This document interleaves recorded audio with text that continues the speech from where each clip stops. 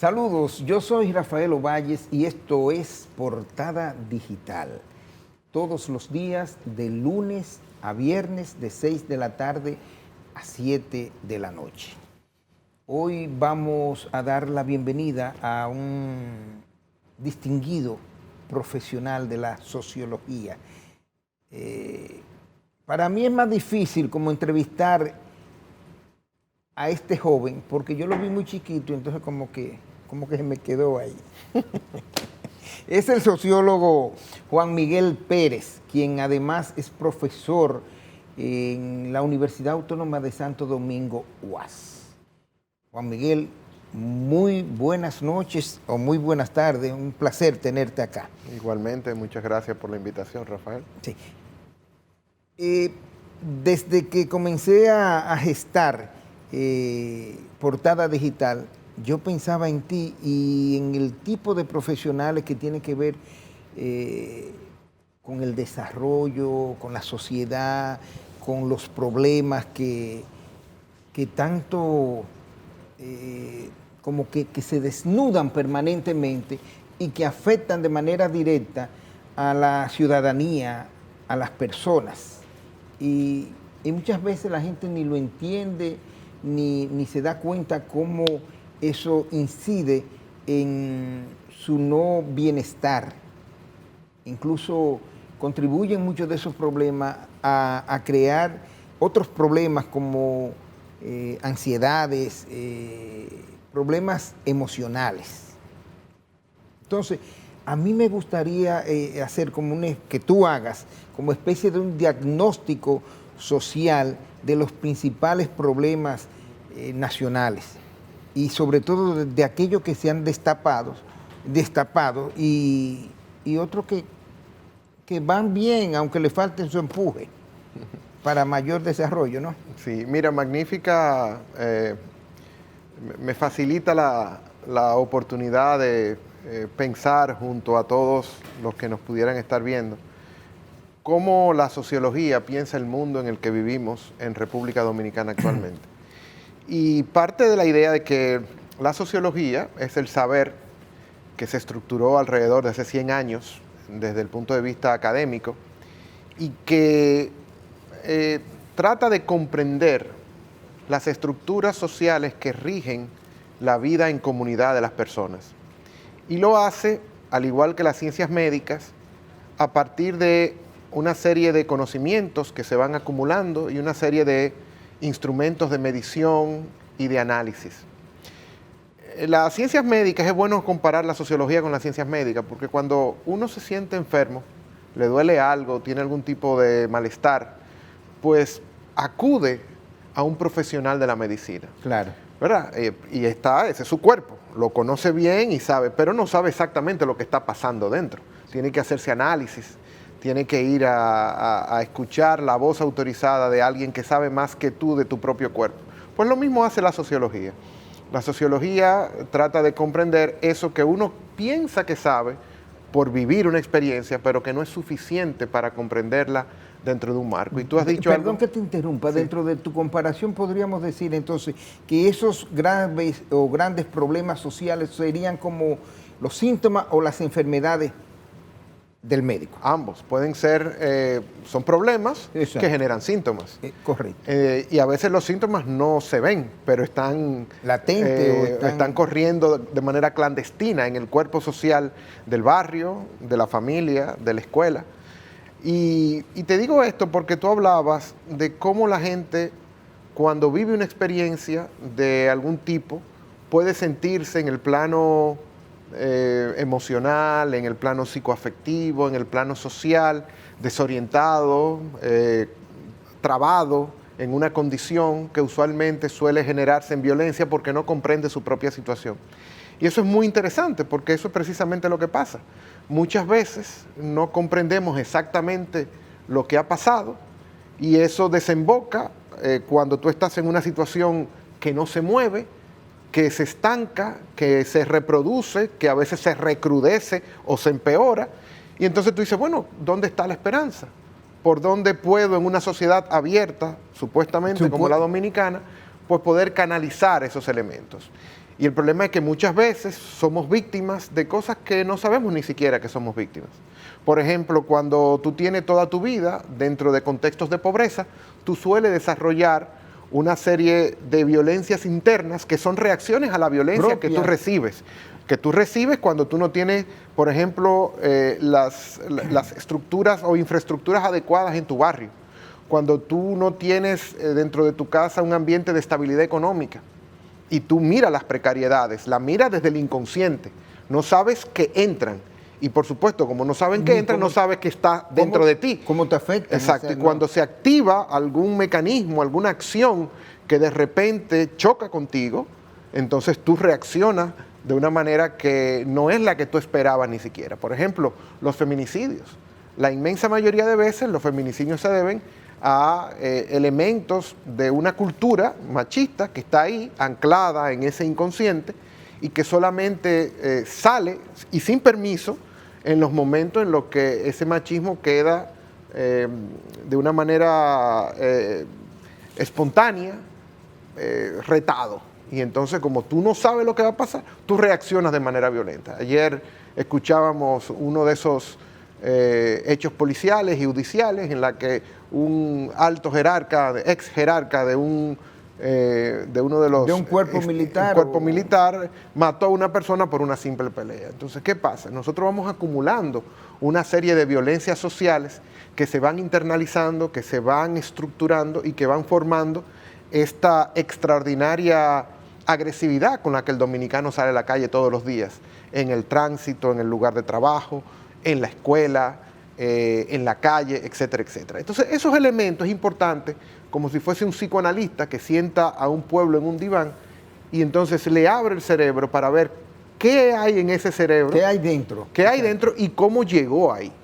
¿No? Y esos son los elementos que plantean esa genealogía que hace el sociólogo de no mirar la violencia, sino mirarla como una consecuencia y llegar hasta la causa que produjo ese acto. Eso era lo que te iba a decir. Lo importante es extraerlo. Por ejemplo, en el caso del feminicidio, se habla siempre de las causas, de las consecuencias, pero las soluciones,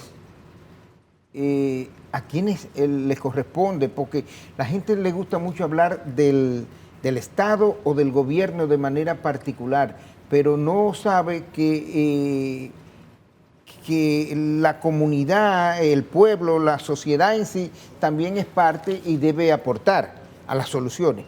Ustedes desde el punto de vista sociológico, con el caso de los feminicidios, ¿por dónde anda la vía de solución o de mejora?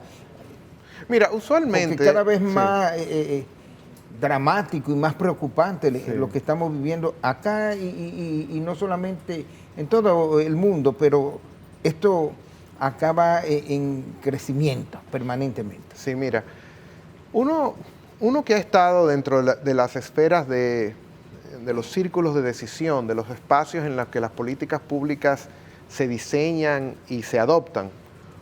¿Y son parte de ella muchas veces? ¿Usted? No, exactamente, te iba a decir. Muchas veces nos vamos, sin comprender muy bien el problema, nos vamos a inventar soluciones.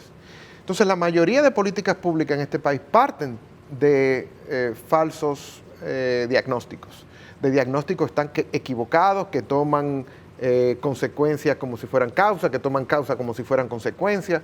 Como decía un gran filósofo del siglo XIX, a veces se confunde la lógica de las cosas por las cosas de la lógica. Entonces, ese es uno de los grandes déficits que tiene no hay el investigaciones Estado. que lleven... Sí, ese es un problema, es decir... La falta de investigación. No solamente la falta de investigación, sino muchas veces las distorsiones de supuestas investigaciones que se hacen. Es decir, peor todavía. Por supuesto, mira, el Estado dominicano, y no es una excepción el nuestro, en general es así, tiene un gran déficit de sociología en las políticas públicas que diseña, en la educación, a nivel de seguridad social, a nivel de salud, a nivel de participación comunitaria, etc. Y muchas veces queda relegada en beneficio de ciencias que no necesariamente comprenden el mundo social, como la economía y el derecho. Estudia, exactamente. ¿Entiendes? Que son ciencias esencialmente muy vinculadas al poder, que conocen la realidad de los barrios desde arriba, a veces desde estadísticas frías que tienen poco contacto con lo que son las realidades, porque una cosa es tú decir hay tantos pobres, otra cosa es tú comprender lo que es la pobreza. La pobreza, sí. Exactamente, es decir, un indicador no refleja la dinámica que hay detrás de ella. Entonces, eso es parte un poquito de la responsabilidad que han tenido las élites de este país, de muchas veces formular problemas sociales que no lo son o que son a mitad de lo que ellos plantean como tal.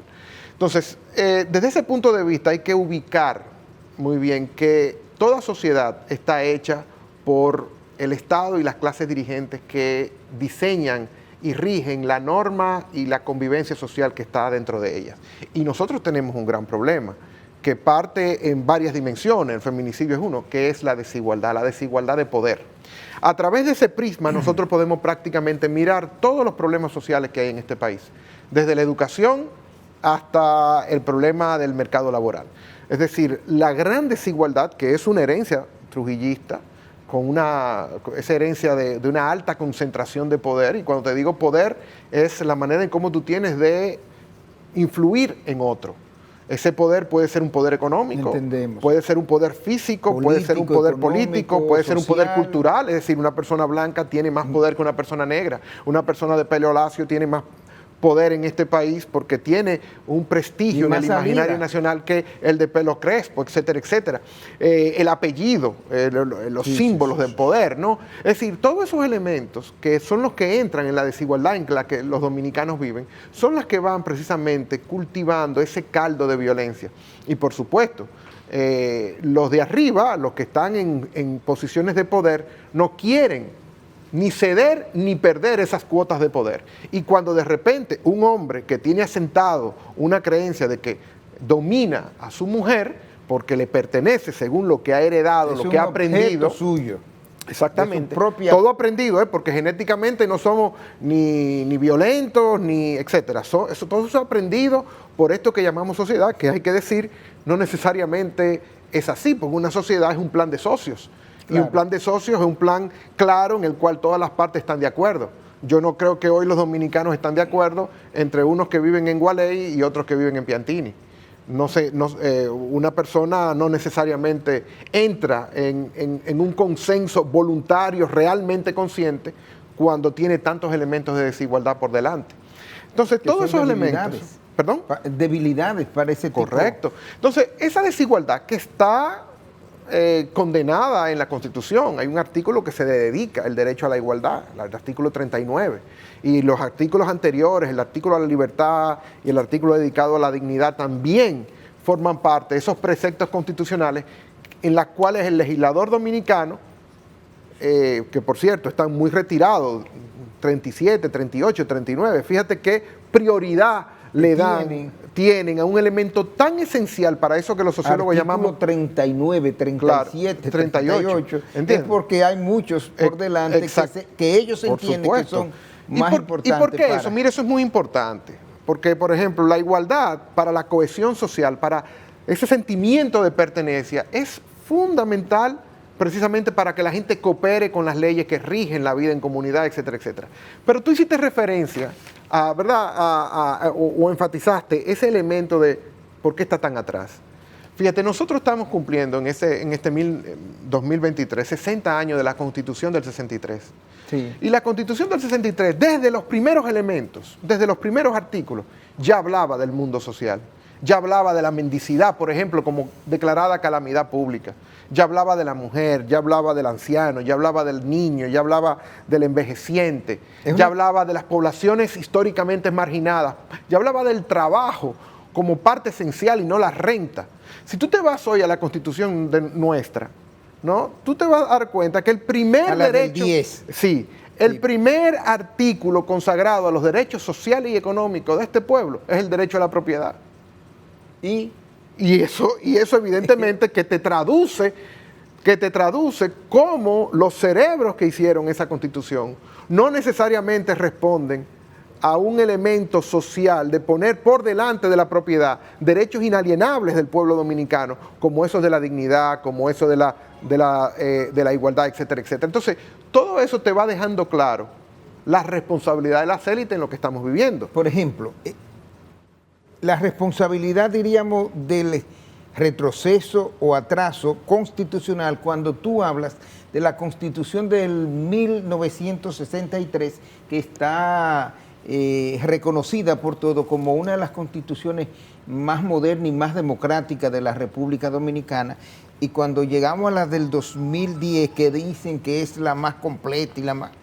Pero entonces tú ves... No, una prioridad a los actores políticos. Exacto. A la definición de quién puede ser presidente, quién puede ser senador, cómo está dividido el país. O sea, artículos formalistas que nada tienen que ver con lo sustantivo, que es la gente. Que es lo y sobre más todo el pueblo dominicano, ese pueblo que ha sido históricamente relegado de las riquezas nacionales, ese pueblo que sigue siendo víctima de la no democrática redistribución de los recursos en este país. Entonces, como problema hemos mencionado feminicidio, diríamos como un problema. La desigualdad es lo primero. El desigualdad de poder. Desigualdad y pobreza sería. ¿O no, desigualdad y qué? No, la desigualdad de poder. ¿En sentido? Porque tú tienes, a partir de la desigualdad de poder, tú tienes una desigualdad en los ingresos económicos, tú tienes una desigualdad en las oportunidades, es decir, en el mundo social, ¿no? Tú tienes una desigualdad en el plano político, porque no todo el mundo puede acceder a postularse, acceder a organizarse, acceder a ser representante. Por ejemplo, esos elementos son fundamentales para una sociedad democrática. En este año preelectoral, por ejemplo, no es lo mismo aspirar a diputado o a senador. O a regidor, o a cualquier cargo. Hay una desigualdad, yo la quiero explicar como económica, que te impide. No solamente económica. Tú tienes las condiciones, el liderazgo, pero no tienes el apoyo económico para ser senador. Entonces tú no te puedes... Se dice que para un senador hay que meter 50 millones de pesos. Entonces tú eres la persona más indicada por tu competencia, por tu honorabilidad, por tu seriedad, por tu transparencia, por tu... No, esos son valores negativos en el campo político actual. ¿Entiendes? Es decir, yo hablo de eso, claro, por ejemplo... el que corre siendo honesto lleva una carga muy forzada, lleva un morral cargado cuando el otro va briciado, como dicen. Yo hablo mucho, por ejemplo, tú vas a un restaurante y tú eres un hombre que lo ha hecho bien todo el tiempo y que ha pensado en tu familia, en el país, ha habido sacrificio. Tú llegas a un restaurante o a cualquier lugar y generalmente pasa desapercibido. Puede que pase.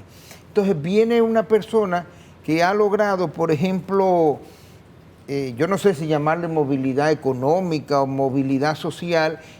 Es un hombre que tú no sabes de dónde ha salido su fortuna, pero tú llegas... Ese hombre llega a ese mismo restaurante, la gente se para y una vez dice, ahí está Juan Miguel. Porque... O sea, ese es como el modelo.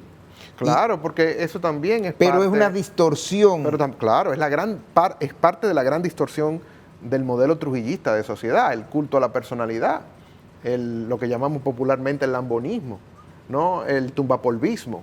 En este país, todo, mira, está tan desintegrada los canales por donde tú puedes construir de manera pacífica y meritoria tu dignidad personal, familiar, etcétera, que tú tienes que acudir a hacerte cercano a una fuente de poder, no sea, reitero, claro, sea poder del clero, político, económico, político, religioso. Bueno, el religioso es importantísimo. Todos. Sí.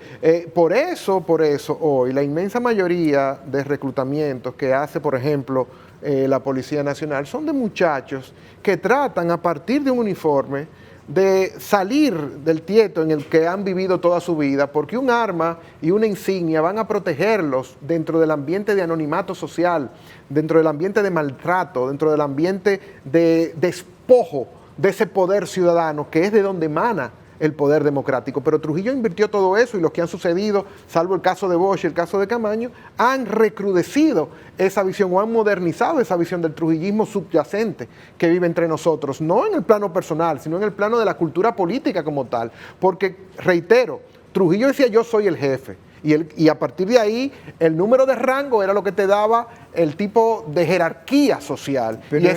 Y ese rango no es solamente militar, eso es la jipeta en el tráfico, eso es el gimnasio, claro, que vale más que la materia gris en el día de hoy, ¿no? Eso es la apariencia, por eso tanto ritmo social o la dominicana en sociedad, No, y las etcétera. redes, el exhibicionismo, el narcisismo. Precisamente, el fake news personal, tratar de simular lo que no se es, para tratar de adquirir por todos los medios, no importa cuál sea, algo de prestigio social, algo de capital social. ¿Por qué? Porque por los lados de la meritocracia está totalmente obstaculizado el tránsito.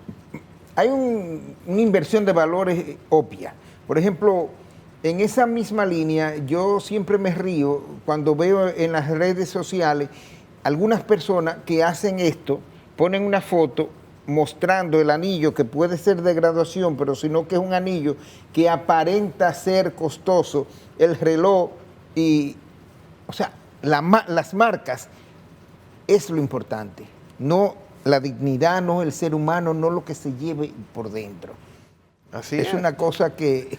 Claro, porque precisamente estamos para aparecer o perecer. Aparentar o perecer dentro de lo que es tener, claro, tener, no ser. Exactamente. Es una pena. Pero bien, vamos a pausar y en breve retornamos con nuestro invitado en el día de hoy, el sociólogo y... Yo no sé por qué no te gusta que te digan... Profesor. No, profesor, sí, eso te gusta. No, los títulos son otra cosa, porque los títulos forman parte también de ese aguaje. Sí, ¿entiendes? Y eso uno tiene que hacerlo en el plano personal siempre. Licenciado. Tratar de ser lo más sobrio posible. Eso ya no vale. Exactamente. Juan Miguel Pérez, nuestro invitado, regresamos con él en breve.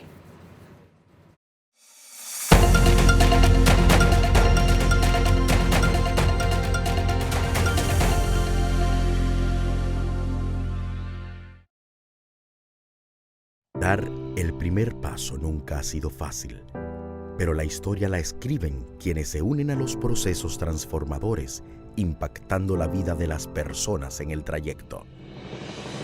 Este es el momento para que te unas a la conformación de los colegios electorales y hagamos un proceso histórico en favor de la democracia. Nuestra democracia.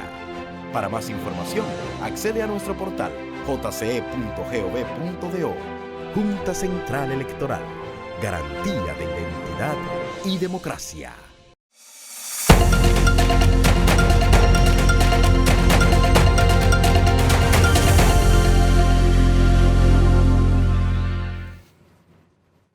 Continuamos en Portada Digital con la presencia del sociólogo y catedrático Juan Miguel Pérez.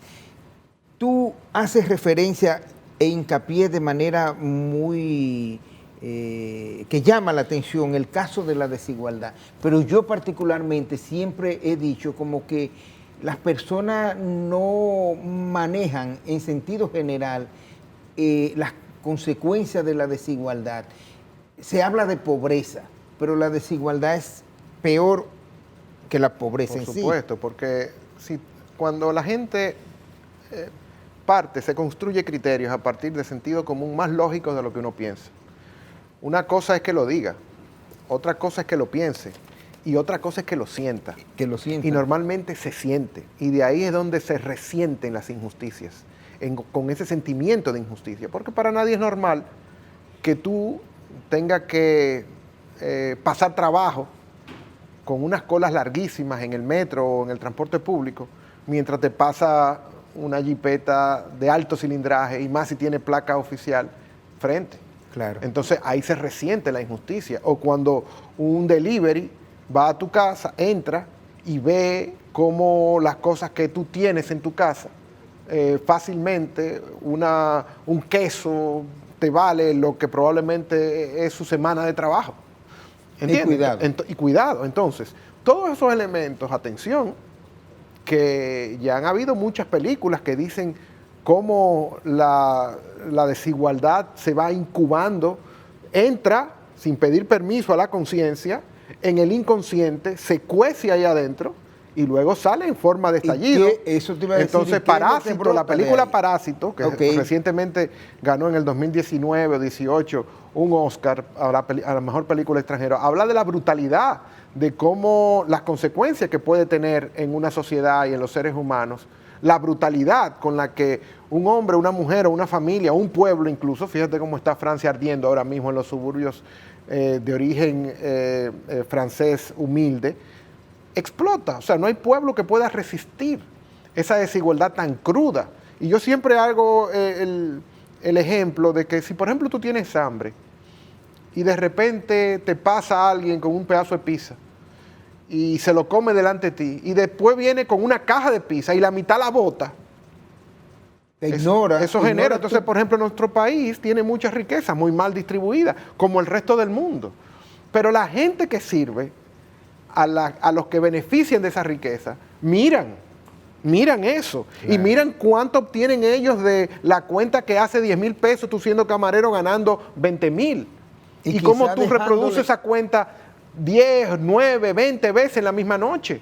Y al final tú le sirves a un negocio que genera millones y tú te vas para tu casa con 20,000 pesos mensuales nada más. Entonces todo eso... Y cuidado, todo eso la gente lo sabe. Cuidado, Toda eso la gente lo sabe. Y por eso es que surgen los procesos políticos. Cuando alguien encarna ese sentimiento de injusticia que tiene la gente, lo encarna y se producen los grandes procesos telúricos a nivel político en los países. Esos sentimientos ahora, no sé cómo expresártelo, pero se utilizan por los políticos y se convierte en populismo.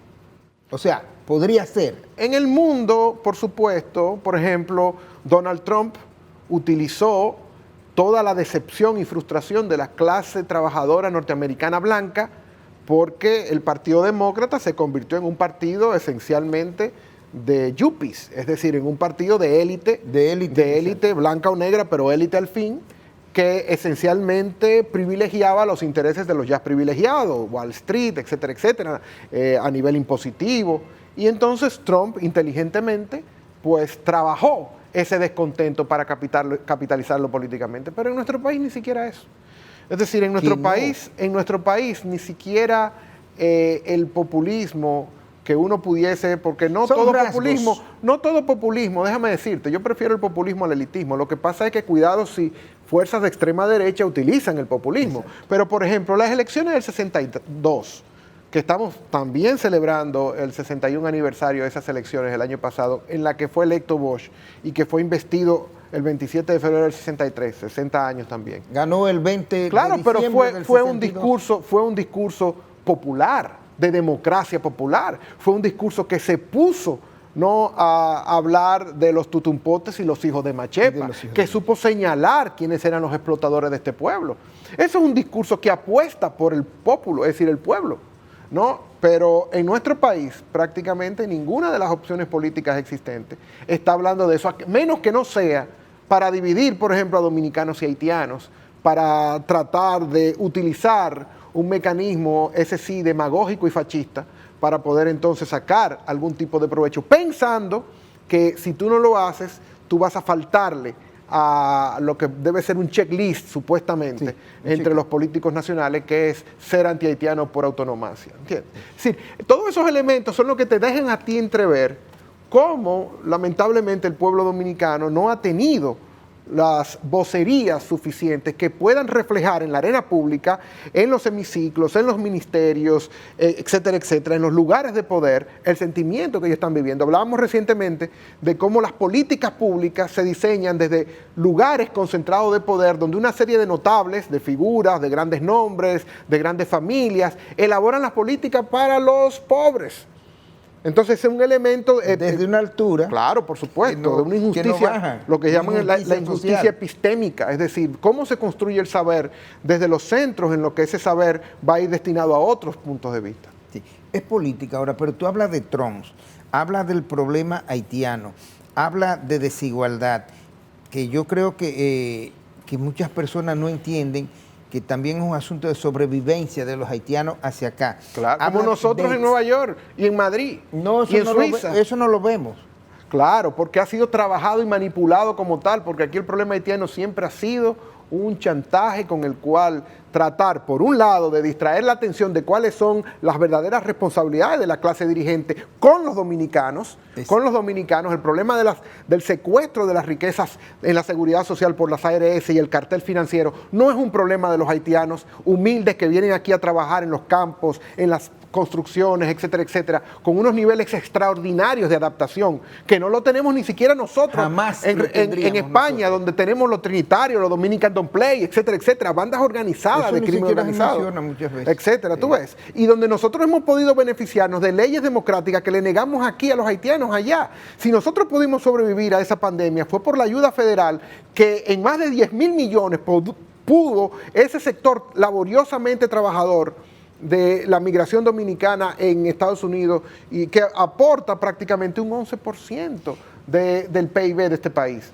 Más que cualquier industria de importación, más que el turismo, estás hablando de más que cualquiera. Extremadamente claro, aproximadamente dos tercios del presupuesto nacional. Claro. Aproximadamente 3 veces el presupuesto de educación, que es el mayor de lejos. 3 veces el 4%. Imagínate tú, exactamente, 3 veces. ¿Tú no sientes como que han utilizado el discurso de extrema derecha? Yo siento terror, pero que lo vienen aquí en República Dominicana con el caso haitiano, con el caso de la migración. Y otros casos. Sí, y muchísimos está casos instalado, o sea, yo siempre le he dicho, espacio, mira, yo siempre he dicho que la Fuerza Nacional Progresista, que es la que tú pudieras identificar en el tablero político, que es el que más como oficialmente de extrema derecha, la extrema derecha con papeles. Sí. Pero al final, cuando tú te vas a todo el espectro político, con ciertas excepciones en los partidos que dicen ser más de izquierda, que evidentemente tienen un posicionamiento distinto a los partidos de centro, ¿no?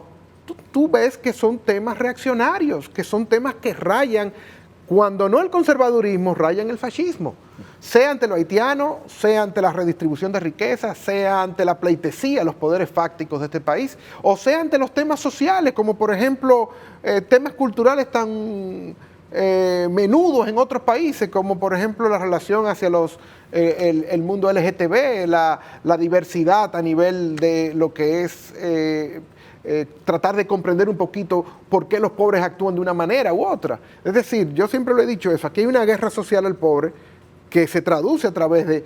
Tú tomas, por ejemplo, mira, los linchamientos en este país, los intercambios de disparos, o sea, las ejecuciones extrajudiciales. Cuando tú miras eso en las redes y ves los comentarios, que es un poquito cómo siente el sentido común de los dominicanos, tú te vas a dar cuenta cómo lamentablemente la ideología de extrema derecha está banalizada en este país. ¿Entiendes? O sea, somos muy crueles ante el infeliz que no tuvo los medios para hacerse de una carrera. Exactamente. Y con ellos que la misma desigualdad social a la que tú haces referencia. Exacto. Lo marginó. Que comienza en un barrio, que es el que va a disuadir a ese muchacho de continuar, porque la escuela está en una actitud hostil, porque le dice tú sacas mala nota, porque tú eres mal estudiante, porque tú eres violento, y en lugar de acompañarlo, ¿tú sabes lo que dicen mis estudiantes? Que uno de sus grandes recuerdos, mis estudiantes en la universidad, cuando yo le pregunto, me dicen que uno de sus grandes recuerdos es cuando los profesores le decían, no me traigan problemas aquí. ¿Y dónde lo van a llevar? Si no es esa institución que es la puerta de entrada de la República, esa comunidad política de ideales democráticos, en teoría, donde supuestamente tú tienes que compartir y puedes encontrar un agente del Estado como es el profesor para acogerte en tus problemas más elementales. Pero cuando a ti te dicen que no, tú evidentemente vas camino a salir de esa escuela que evidentemente te da la espalda. Sí. Esa es la primera de las excepciones. Sí, correcto. Ahora en el caso político, por ejemplo, con ese revivir, digo yo, del discurso de extrema derecha, me llama mucho la atención de que hay personas que trae a primer plano a Trujillo, pero no lo ve con la parte del terror, sino que lo ve como organización, claro, como disciplina. Mira, eso está medido. Nosotros en los estudios del ICCS, que es el estudio internacional que mide la cultura cívica y ciudadana de los estudiantes en el bachillerato a nivel internacional, nos ubica en el último lugar. ¿Por qué? Porque esos muchachos, ¿qué es lo que miran en su alrededor? Una no democracia, una negación permanente de acceso a los servicios básicos y al buen trato de las instituciones. Entonces, como eso es un caos en el que viven, sin esperanza, cualquier cosa distinta a eso que llaman democracia, que no le ha funcionado a ellos, sin saber exactamente lo que es dictadura, pero cuando le ponen el nombre de dictadura, dicen, ok, ¿por qué? Porque cualquier cosa que pueda resolverle el problema y la mano dura es, como digo yo, fácilmente comprable, pues lo asumen. Sí. ¿Entiendes? Entonces, y por supuesto, decir que aquí se ha trabajado el tema de la amnesia histórica. Es correcto. Porque aquí nosotros vivimos en un sistema donde el padre de este sistema es Balaguer. Y Balaguer fue el primero que quiso deshacerse del recuerdo de Trujillo. Pero acuérdate que por eso, padre de la democracia. Padres de la democracia. Exactamente. Entonces, ¿por qué? Bosch, porque Balaguer... Peña Gómez, Balaguer. No, pero él está declarado el padre de la democracia, más que Peña y más que Bosch. Hay que decirlo. Sí. Y los hijos tiene mejores promotores. Y son los hijos de Bosch y son los hijos de Peña los que declararon mancomunadamente en un carrusel de ideas tan interesantes que Balaguer era el presidente, es el padre, es la marca país. Sí. Es la marca país de este país. Pero también te quería traer a colación el hecho de Trujillo, del terror, que muchas personas jóvenes, tú dices, están aspirando a un Bukele. Por eso, por la mano fuerte, porque viven en una anarquía pero no y las saben. Salidas democráticas, por eso, por esos dos elementos, porque están ahogados, están negados en la desesperanza. Pero además, los políticos que le han constantemente prometido cosas son aquellos precisamente que le han defraudado. Entonces, perfecto, cualquier cosa que ellos busquen una solución rápida, aspiran a eso, pero además... Recuerda, son víctimas de la amnesia de Estado, que fue política pública en este país durante los 50 años que prevaleció Balaguer en la arena pública. No, ¿por qué? Porque te reitero, Balaguer no quería que lo asimilaran a Trujillo, porque él fue un cortesano. Totalmente. En la era de Trujillo, presidente cuando mataron a las hermanas Mirabal, un profesional lambón de Trujillo, eso era Balaguer. Y luego se convirtió en el asesino ya formal, que estaba al frente de la banda Colorá, que estaba al frente de Pérez y Pérez, que estaba al frente del crimen de Héctor J. Díaz, que estaba al frente del crimen de Amin Abel, que estaba al frente del fusilamiento de Camaño, héroe nacional, que estaba al frente de todos esos elementos que van poco a poco haciendo que la impunidad es lo que siembra en lo que se acuesta este país todos los días. Cuando tú haces esa referencia me acuerdo España, porque si tú haces una comparación, es como una reproducción del franquismo, del fascismo, de la extrema derecha. Y, por ejemplo, esa banda Colorá que dirigió Martínez acá, en España la dirigió un cortesano de Franco, Blas, el apellido de Blas. Bueno, el Martínez nuestro era Blas, no recuerdo qué, en España. Tenía una banda Colorá con otro nombre sobre la juventud, algo así. Y tú ves que aquí hay una repetición de todo ese discurso de extrema derecha, de todo ese fascismo, normalizado, neonacionalismo. Está practicado todos los días. Por eso yo cuando me hablan de, por ejemplo, el nieto de Trujillo, etcétera, etcétera, es simplemente uno más. Lo que pasa es que se utiliza de manera explícita lo que otro a nivel de las ideas se aprovechan. Sí. Ahora, el nieto de Trujillo no ha sido inteligente, ¿eh? Pero tú sabes de quién es. Pero tú sabes de quién es hijo el nieto de Trujillo. Claro que sí. ¿De quién? De la madre primero. No, de la clase política que ha hecho posible que todavía tenga vigencia su discurso. Claro. Eso es la responsabilidad de la clase política. Y por la torpeza que hizo no ha tenido mayor paso. Pero la torpeza, reitero, porque son muy vivos esos, y pueden muy bien pretender cualquier cosa porque este país funciona de acuerdo a sus leyes, de acuerdo al tigueraje todavía. Pero la responsabilidad de que ese hombre y su discurso tenga vigencia es precisamente de aquellos que, no siendo oficialmente trujillistas, practican las prácticas que le dan y ceden posibilidades de que su discurso tenga eco. Diríamos como el esquema, como... Las prácticas concretas, es decir, te reitero, el trujillismo fueron tres cosas.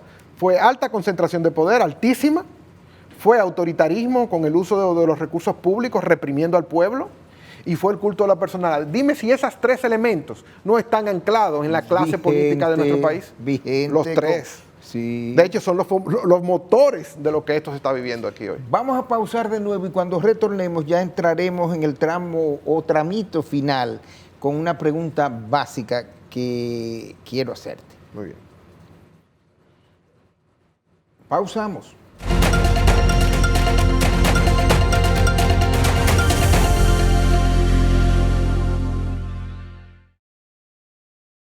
Dar el primer paso nunca ha sido fácil, pero la historia la escriben quienes se unen a los procesos transformadores, impactando la vida de las personas en el trayecto. Este es el momento para que te unas a la conformación de los colegios electorales y hagamos un proceso histórico en favor de la democracia. Nuestra democracia. Para más información, accede a nuestro portal jce.gov.do. Junta Central Electoral. Garantía de identidad y democracia.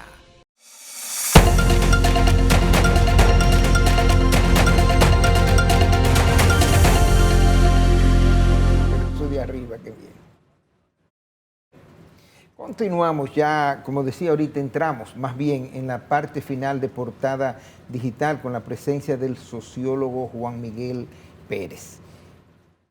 Al margen de lo que hemos dicho, me gustaría conocer tu opinión sobre lo que es la delincuencia, el costo de la vida, el alto precio de los productos de primera necesidad, desempleo, la falta de fuente para crear empleos, la pobreza misma, pero también el proceso de deterioro de los servicios básicos, educación, salud, entre otros. Y cómo esto afecta, a mí me preocupa mucho la juventud. Sobre todo la juventud que anda y que ha encontrado espacio de ascender socialmente o intelectualmente y que ha tenido la oportunidad de viajar y formarse, pero que cuando viene acá entonces hay un choque. Una sociedad totalmente tenemos en retroceso en relación a... Sí, altísimos niveles de reproducción social, que eso es más bien el pobre cada vez más pobre. ¿Cómo se explica? El pobre sigue siendo pobre, con muy pocas posibilidades de salir de la pobreza. La clase media cada vez menos clase más media. Pequeña. Y sometida a niveles de poca esperanza de salir de ese círculo vicioso. Y los ricos haciéndose cada vez más ricos, aunque sean menos en cantidades, sí, y más en capitales. Entonces, todos esos elementos van generando situaciones en las que, como yo te decía al principio, seamos cada vez menos sociedad, seamos más bien un conglomerado estructurado a partir de una jerarquía que tiene a la fuerza pública como el mantenimiento, aquella que mantiene el orden, aquella que la gente no se desespera. Cuando tú te vas a la realidad de los barrios, tú te das cuenta que es una realidad totalmente distinta, ¿no? Que tú vives en dos países, que tú vives en dos repúblicas, que tú tienes una nación de la pobreza con todos los elementos de sobrevivencia que eso implica, que somos un país muy solidario en términos intraclase, pero que somos un país con mucha hostilidad entre las clases.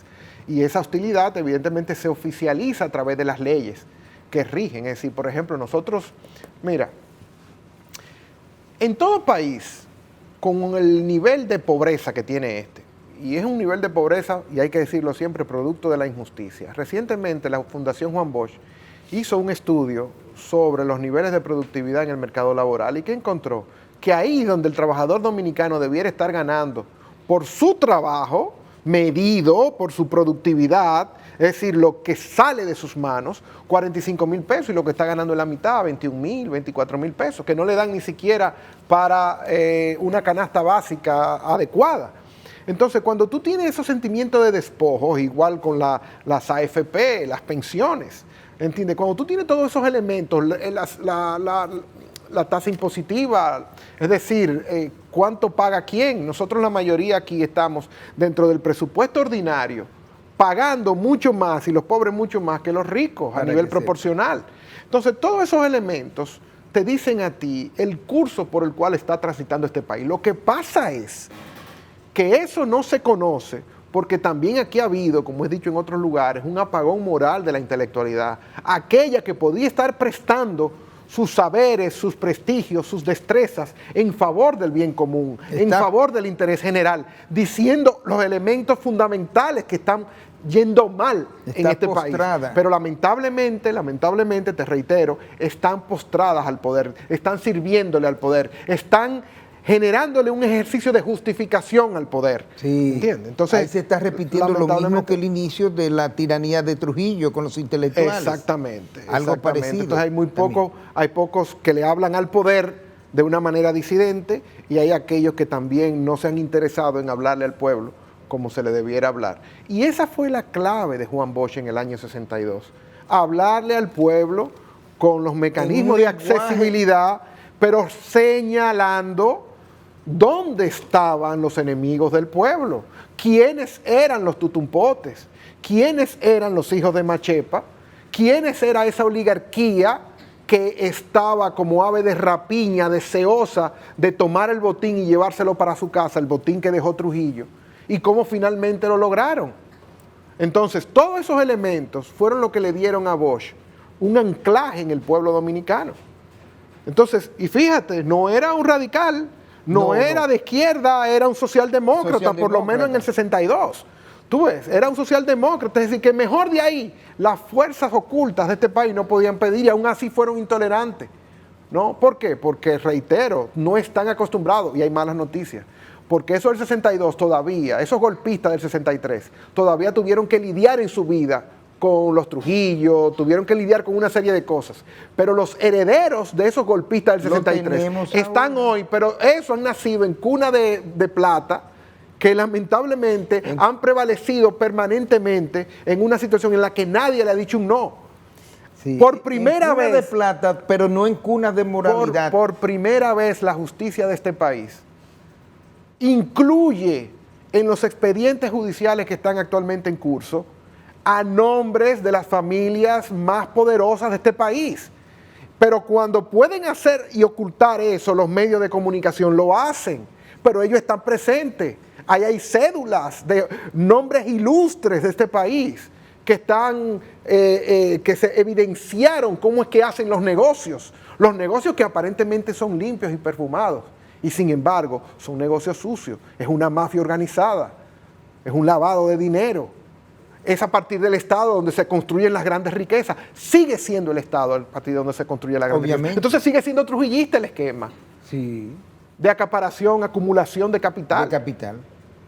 Pero, reitero, lamentablemente, el pueblo víctima y los intelectuales del lado equivocado de la historia. Hay muchas cosas interesantísimas dentro de lo que tú dices y menciones de sectores que uno no entiende cómo han cambiado de la noche a la mañana. A través del tiempo. Tú haces referencia a los medios de comunicación. El periodismo crítico aquí ha desaparecido mucho. Lamentablemente ha habido un deterioro, te reitero, un deterioro porque tiene que ver con lo que tú haces como referencia a ese deterioro de la intelectualidad de los sectores por supuesto, pensantes. Es decir, en lugar, eso que por ejemplo estuvimos en las calles, del lado de la gente, del lado del alarido, del lado del clamor popular, muchas veces se afilian a funciones públicas y es ahí donde más coherente debe ser, continuar con esa posición, pero entonces se someten a las órdenes del poder. Es correcto. Y esas órdenes del poder lo que hacen es aplacar una voz que otrora fue una voz importante para marcar una diferencia, para traer un poquito de luz en medio de este gran apagón, pero lamentablemente han continuado. Y ahora lo que tenemos es vela. En vela. Pero el apagón más grande es el moral en este país. Sí, y no es desde una perspectiva, y no es desde una perspectiva moralista, es una perspectiva ética del bien común, la promoción y fomento del bien común. Y lamentablemente, te reitero, muchas veces grandes intelectuales de los cuales esperábamos grandes cosas, lamentablemente se han refugiado en embajadas, se han escondido detrás de ciertas instancias e instituciones y este país se ha privado de esa voz importante. Mira, es una pena, pero escucharte hablar me tumba, en el sentido, por ejemplo, de esa juventud que uno piensa que siempre tenía la oportunidad del cambio, de la mejora, de un mayor bienestar, de un mejor país. Y, por ejemplo, estudian, se preparan, se forman, incluso encuentran la oportunidad, no todos, pero sí encuentran oportunidades de irse fuera a prepararse, a formarse. Entonces, siempre con la idea y con la esperanza de venir a aportar acá. Esa era la idea inicial. Pero ahora no quieren venir porque no encuentran un mercado donde puedan desarrollarse, donde puedan vivir, Rafael, porque si tú no te montas en la patana, si tú no estás en la patana, tú no tienes oportunidades para con tus propios méritos poder hacerte de una vida digna, que no sea pasar por esos peajes, la patana, y cuando digo la patana no es solamente la política. Y a veces te tumban de la patana. Claro, por supuesto, te sacan los cables, ¿entiendes? Te tumban la corriente. Pero es muy penoso lo que está sucediendo, sobre todo esa juventud pensante, estudiada, formada, preparada, con mayor competencia, se nos está quedando fuera. Claro, pero así es más fácil para los altos jerarcas de este país. Claro, a menor educación, claro, a menor... por supuesto, porque controlan más fácil. Tienen un ejército impresionante de trabajadores sin leyes laborales respetadas, porque el gremialismo en este país... Se perdió también. Por supuesto, pero normal. Pero si desaparecen a Guido Gil, ¿quién se iba a meter a sindicalista? Guido Gil, sí, el gran abogado, historiador, periodista, desaparecido, torturado por un ingenio azucarero en connivencia con la Policía Nacional, desaparecido. ¿Quién se iba a meter a eso? Y luego el gremialismo fue después Citracode. Cómo fue operado de manera sistemática la desaparición de la Organización de los Trabajadores Dominicanos. Ni se conoce esa historia, ni se conoce. Pero por supuesto, porque si tú, es parte dinamita para el trabajador, dinamita, por eso, eso que está sucediendo en el metro es importante, de darle seguimiento a ese movimiento huelgario. Eso ha sido preocupante. Y aquí, lamentablemente... Y la forma del trato. O sea, claro, por supuesto, cómo se ha maltratado y cómo se han despedido a trabajadores en huelga, en plena huelga, porque por su derecho a disentir, por su derecho a participar. Por su reclamo de su derecho. Exactamente. Y además a su sobrevivencia, porque es que ganan centavos. Exacto. Entonces tú ves cómo nosotros estamos lamentablemente cercados. Ahora bien, tú decías, te tumba. Pero no es para uno derrotarse, es para uno ver los niveles de dificultad y de mentira cuando se habla que aquí hay democracia. Perfecto. Se nos terminó el tiempo. El sociólogo yo lo quiero, pero el profesor lo quiero más. O sea, yo quiero que te comprometas, que por lo menos cada mes o un mes venga a dar una cátedra. Una cátedra. Conversar. Conversar, sí, pero es una cátedra tu conversación. Me alegra muchísimo reencontrarte y reencontrarte con tantas luces que pueden aportar.